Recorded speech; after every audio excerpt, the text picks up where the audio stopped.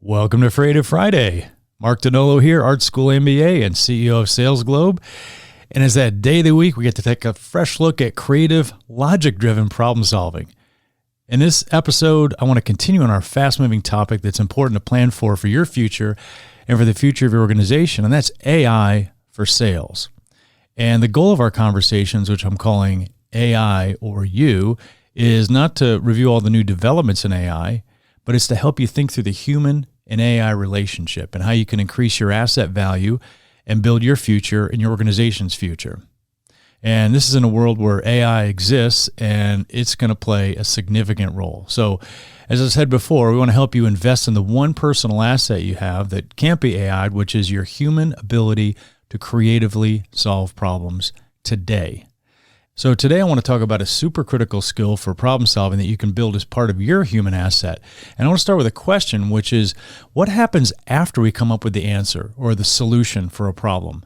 Whether you've solved that problem with AI or old school human. Usually you have to change something. And we have to change the organization, or we have to change something we're doing, or maybe it's a business process, or how we work, or how we structure the organization, or maybe how we reward the organization. So I'm going to help you with the art of change, and I want to share some tips with you for building your personal asset of making change. If we ask AI for a solution and we get an answer, and then we just focus on the solution and we don't make change well, we can see a great idea or solution fail because the organization doesn't understand it, or we can see it fail because the organization doesn't accept it, or we can waste a lot of time invested in a great solution by not getting the results we anticipated. And I've seen this happen over and over in a lot of organizations. They go through major initiatives and they never make a change and they never make a difference. In fact, I worked with a major client company recently. I was at their corporate headquarters and I was thinking, beautiful offices. They've got an impressive organization. They've got impressive leadership and executives. And as I was meeting with each of them, they talked about the different strategic initiatives they were each leading or they were involved in. And I thought, man, these people are accomplishing a lot of really important things. And that was till I got later into the day. And we had some meetings in the afternoon where the executives started to become a little more forthright. And several of them said the same thing. They said, yeah, we have a lot going on and all the leaders have some major responsibilities and projects, but the problem is that we never actually get them implemented. The teams either have too many things going on and they can't focus, or more commonly, we don't know how to make the change in the organization. And then our work ends up getting memorialized in some amazing presentations and PowerPoints, and the organization doesn't really benefit from it. So I'm going to give you 6 steps to build your human superpower of making change. Number 1, start strong. Conduct your due diligence to make sure the program or the solution you developed is bulletproof and it's ready to go. And make sure you cover a few important checkpoints so your solution's ready for introduction.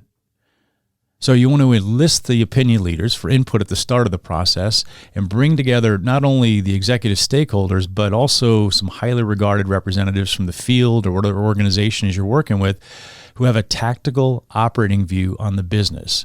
So you want to get their buy-in. And these opinion leaders can provide valuable input and help communicate the right messages to their peers. But this step starts before you start developing your solution. You want to get to the organization early and get them part of the change early. Then you're going to pressure test the plan or your solution during your design phase. When your team has arrived at a good set of design options, expose the ideas to a select group of managers or even some top performing people for a cold look at it. This pressure testing group could also include the opinion leaders that we talked about before. And the pressure testing is most easily done in a small group setting or one-on-one. And I like the testers to try and break the plan or break the solution so we can find the weak points or the workarounds, if it's a program or policy, before we go into general introduction. Number 2, craft your change story. So be honest about the reasons for the change and develop a clear message around the C-level goals or the priorities of the organization and what drove that change in the first place. So look back on your C-level goals you had established at the beginning of the process, and that can help you establish the why and the story around the solution you developed. So one piece of advice I give leaders is to look back at the original why when you did your fact finding in the beginning to understand the vision behind the challenge you're solving for. So often the original why that you had in the vision will be the same as the why that you're going to use for change. Your change story can be told in a variety of forms, from planned messages, from leadership to informal hallway conversations. In any situation, the story should be concise and consistent and positive. And the people telling the story, from the CEO to managers, should be well-versed in the key messages and the range of possible questions that are going to come up. And some of the components of your story might include why the change is happening, which would include where the organization is now and why change is important. What's changing? Is it an overall change to the organization, or is it a tactical change? Who will be affected? So is it impacting certain groups or the organization overall? And where it's taking place. Is it happening in a certain geography, or is it going to be introduced as a big bang and big rollout? And when it's going to take place. Does it happen this year? How long is it going to take? Number 3, understand the motivators of change. It's human nature to resist change, so positioning your change story is key to moving the organization in the right direction.